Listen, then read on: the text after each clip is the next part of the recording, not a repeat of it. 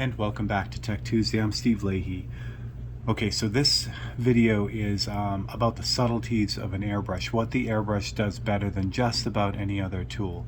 What I'm about to do, you can do with other tools and other mediums and other techniques, but the airbrush makes this very easy, very controlled, and just very, very, very accurate, which is it's just an amazing kind of thing. So what I'm talking about is the airbrush's ability to put on extremely thin controlled layers of paint. And where I use this a lot, I use the airbrush a lot, but where I find this excels and where I really love it is when I need to tint a color. So if a color goes on and it's not quite right, instead of having to mix the new color and then paint over the entire thing, usually you can push a color around right on the surface. And I know you can do this in other mediums, but again, the airbrush makes this very, very easy. So I thought I'd show this little demo to kind of demonstrate that. So what has happened in the reference photo, and this is something that I was struggling last night because of the strength, as a quick side note, the strength of this new Wicked Opaque Phthalo Blue. It has a very green cast to it. And it's funny how much I fought it last night. I thought I could just knock it out by mixing a little bit of red into the paint, which should have worked, but I didn't mix enough, which was surprising because usually red knocks out, red's very strong.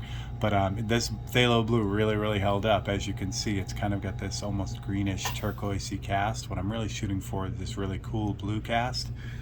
So instead of having to go over this and repaint it, what I'm going to do is I'm just going to tint it with the complement of green, which is red. So what I've done is I've mixed up some red in the airbrush, and all this is straight Wicked Opaque Pyro Red and UVLS 4050 gloss. And what this is, for those who don't know, this is their UV protective clear, but it also works as an excellent binder, and it works great at thinning out the paint without reducing its ability to stick. And thin, I don't mean thin, I mean making it more transparent. It's actually got heavy body to it, so it keeps it about the same viscosity, but really thins it out well and makes it very controllable. So there's this, and then I did reduce it with a little bit of 4011 reducer to get it back, because like I said, those two are thick by themselves, so I added a little bit of 4011 reducer to it, and that's where I got to this. So I have this really thin, transparent, but reasonably strong red.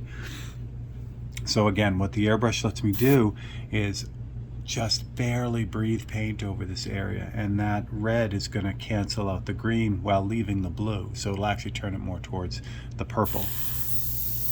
And I say it'll shift it to purple, but I'm not even going to get there.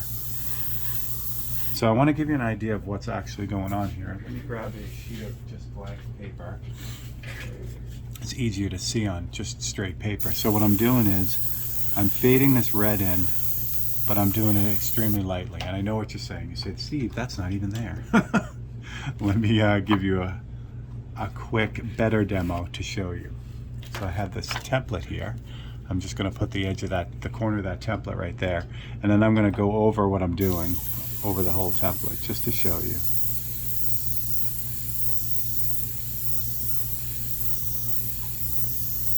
All right, so if I draw this back now, you can see that very faint outline of the template. That's how controlled this brush puts paint on. And again, I'll say it again, I know there are a lot of techniques for applying washes and thin layers of paint.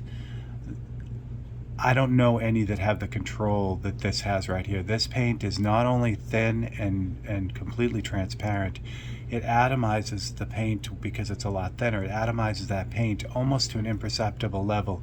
You can't see the droplets of paint there. Sometimes if it's really thick and heavy, you can see the droplets of paint in the airbrush spray. This is just this haze of pink. It's barely there. So with that strength, that ability to do that, what I can do is I can now take this green that's kind of in here, and I can just shift it away.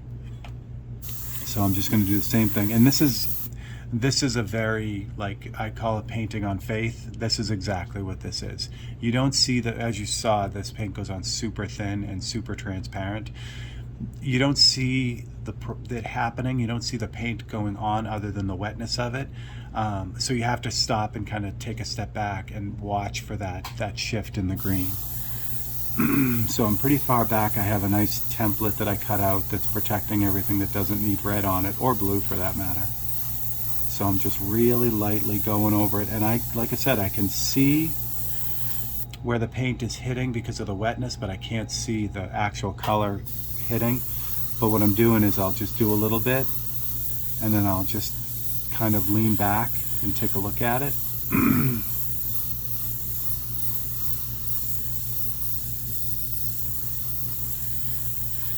Spray it, stop, and take a look at it. And it's working. And this is definitely something that I creep up on. You know, there's no like, oh, you hit it with 4 coats and you're all set. It's not like that. It's a very slow, like, kind of, you creep up on it and then all of a sudden you're there kind of thing. And it's like anything. You can't overdo it. If I add too much of this, it'll turn it almost purple.